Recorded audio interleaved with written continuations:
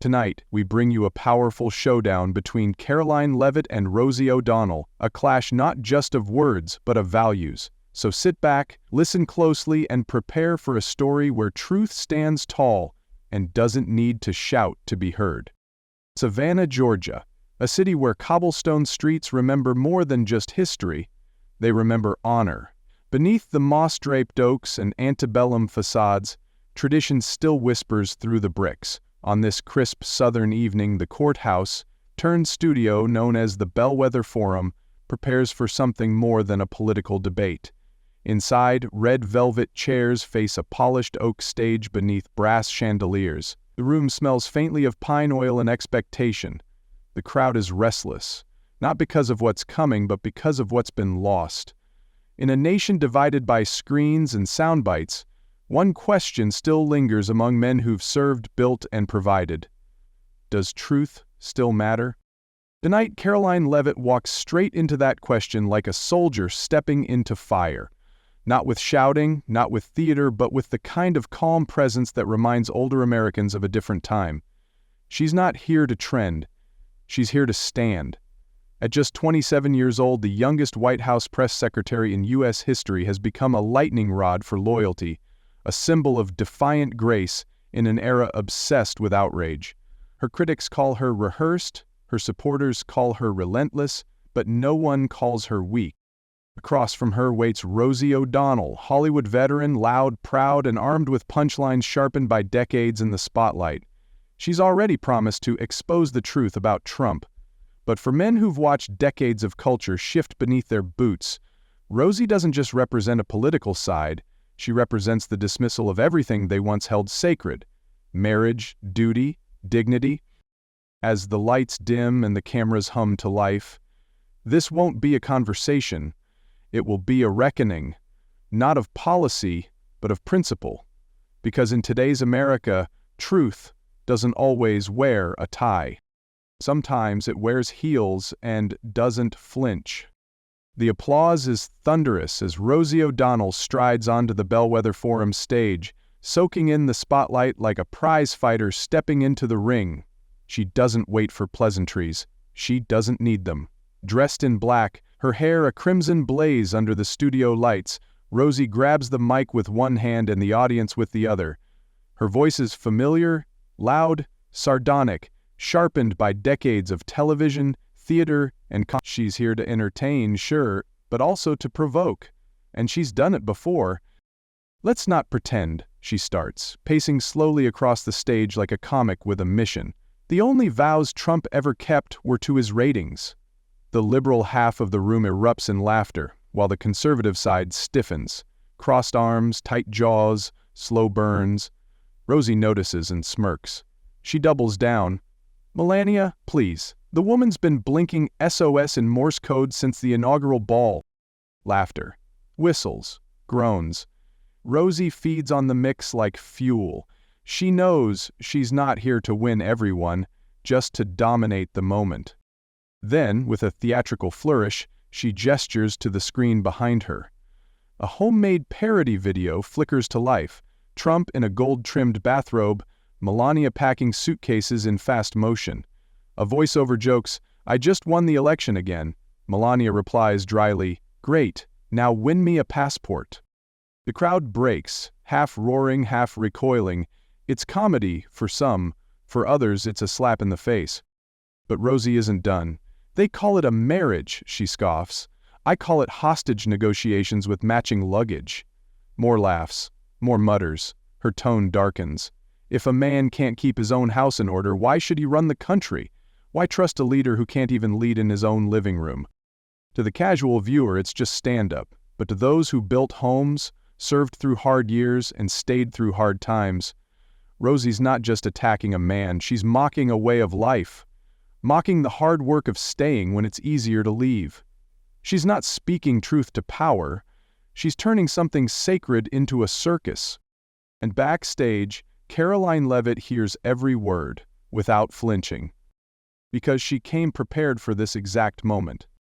No spotlight, no fanfare, just the subtle sound of heels against marble.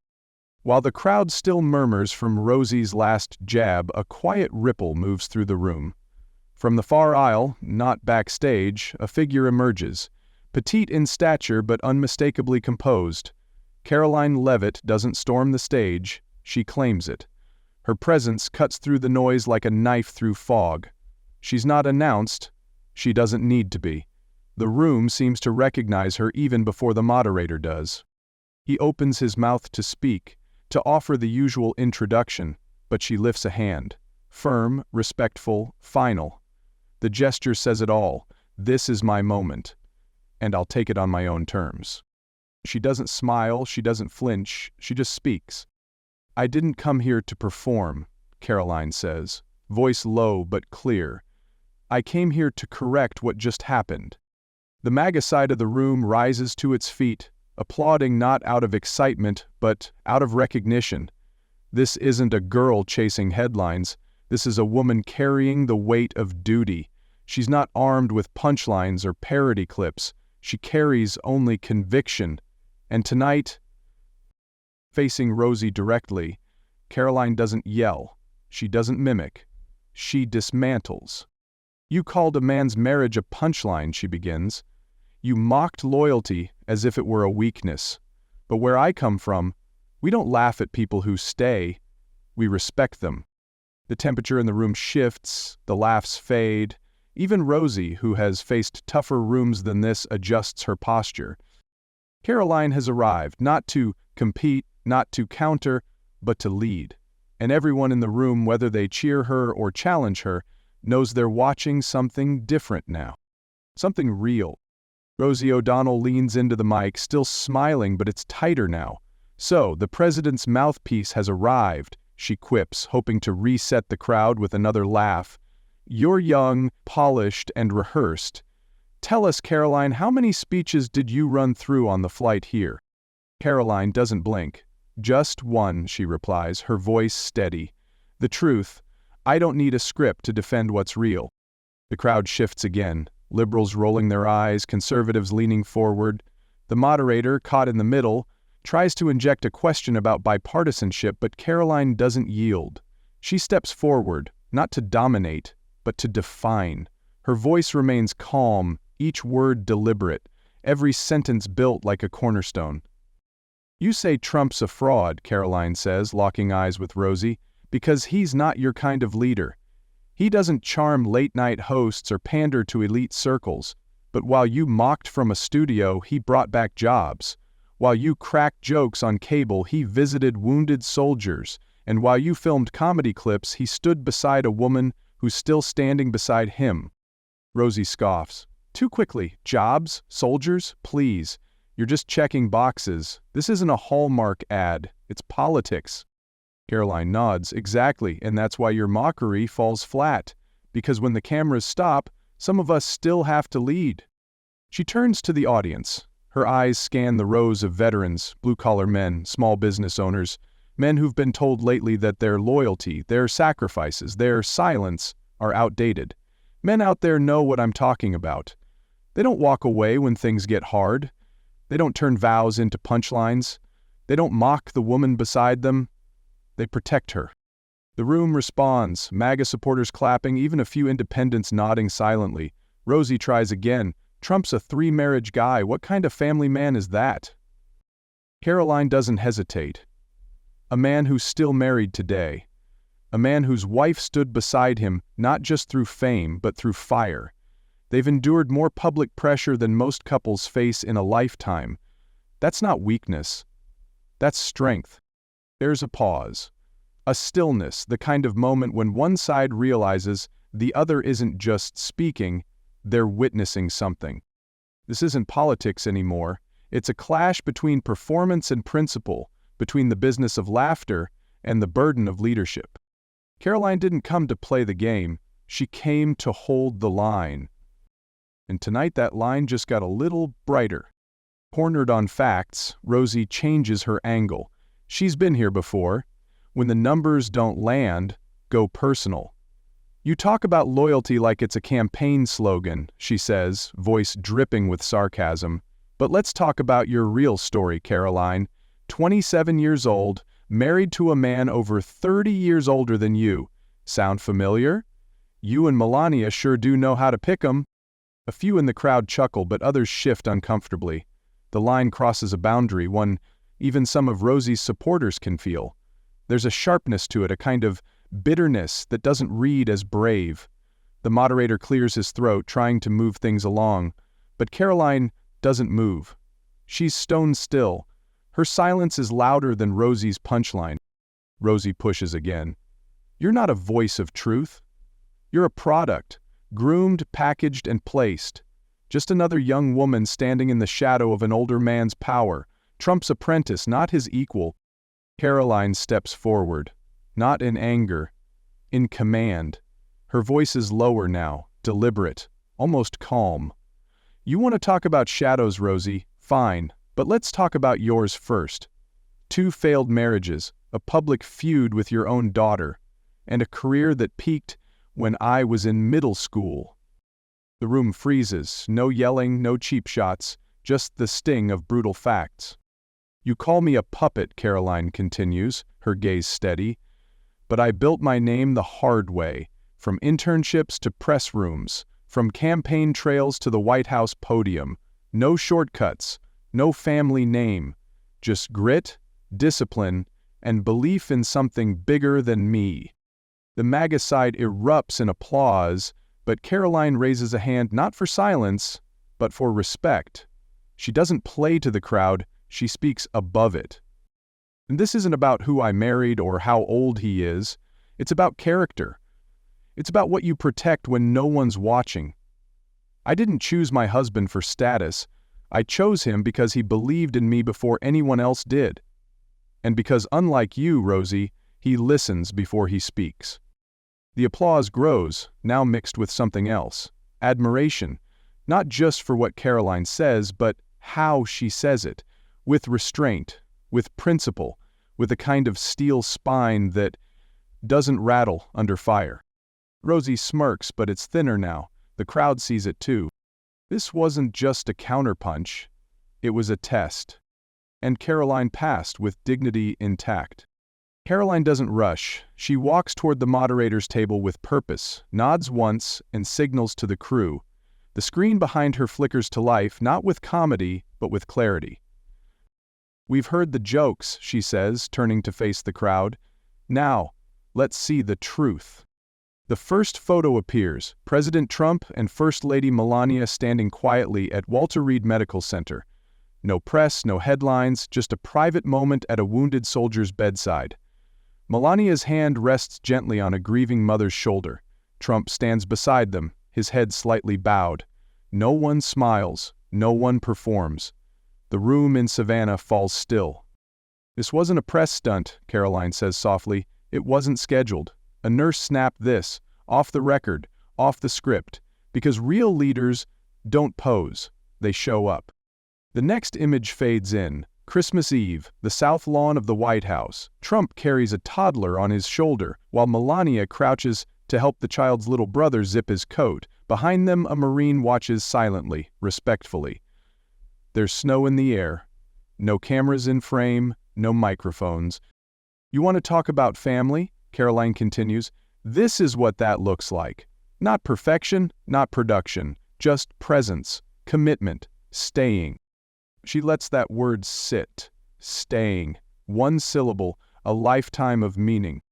Then comes a photo of a handwritten letter, scrawled in blue ink, slightly crumpled, from a Gold Star mother. It thanks the President and First Lady for attending her son's funeral when no one else did. Karoline doesn't read it aloud. She doesn't need to.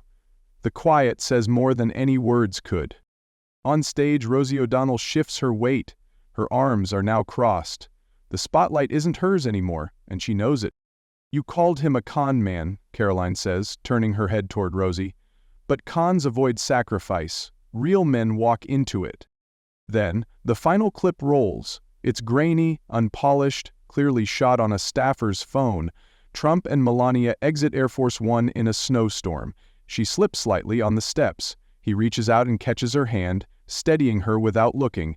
They descend together, quietly. No words exchanged, but the gesture speaks volumes. No parody can fake that, Karoline says, because truth doesn't need a script, and love doesn't need an applause line. The room doesn't explode, it swells. Applause grows like a rising tide, slow, steady, sincere. Some men stand, some wipe their eyes. Even those who disagree politically recognize something deeper, dignity, steadiness, and leadership that lasts longer than headlines. Karoline lets the moment breathe, then she finishes, quiet but firm. You mocked their marriage, you called it cold, but what I just showed you, that's warmth. The kind that doesn't beg for cameras, it just shows up when no one else will. Rosie opens her mouth to respond, but doesn't, because for the first time that night, even she knows. This isn't theater. This is truth. And truth just won. Rosie O'Donnell fidgets with the microphone. For the first time all evening, she doesn't know where to look. Her usual defiance is still there, but now, it's layered with something unfamiliar. Doubt. She clears her throat, forces a laugh, and tries to reclaim the stage. Okay, she says, gesturing awkwardly at the screen. So we've got a slideshow. What's next, a bedtime story from the Reagan Library? It doesn't land. The liberal half of the room chuckles politely, but it's faint, almost apologetic. The MAGA side sits in respectful silence, not smug, not mocking, just still. The kind of stillness that settles in when a fight is already over. Rosie keeps talking. I mean, sure, that was sweet, but let's not forget, Trump still said crazy things, still caused chaos, still grabbed headlines like a man starving for relevance. She's rambling now, voice rising, tone fraying. And Melania, please, anyone can smile for a camera, doesn't mean it's real, doesn't mean... She stops. Because across the stage, Karoline isn't responding. She isn't baited. She simply stands, hands folded, eyes calm. Her silence is louder than Rosie's desperation. It says, I don't need to win the last word. I already won the truth.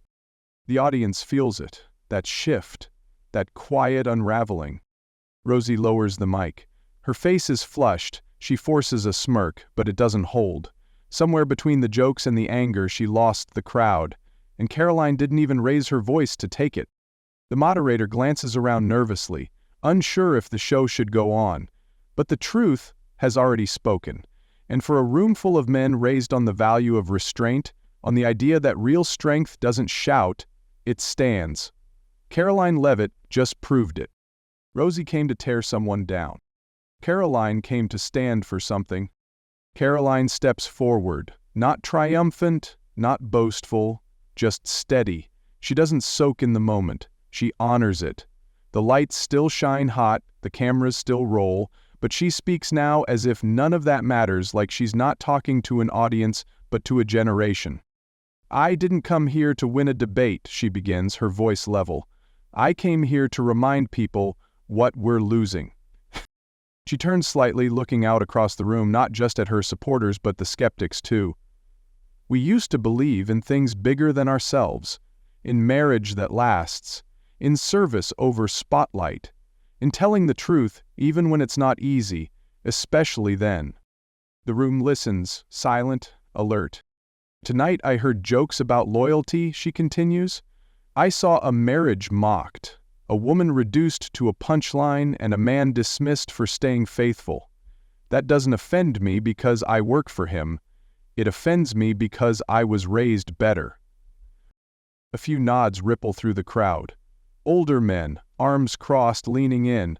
Veterans, fathers, business owners, men who've stayed, men who know what it means to carry something without complaint.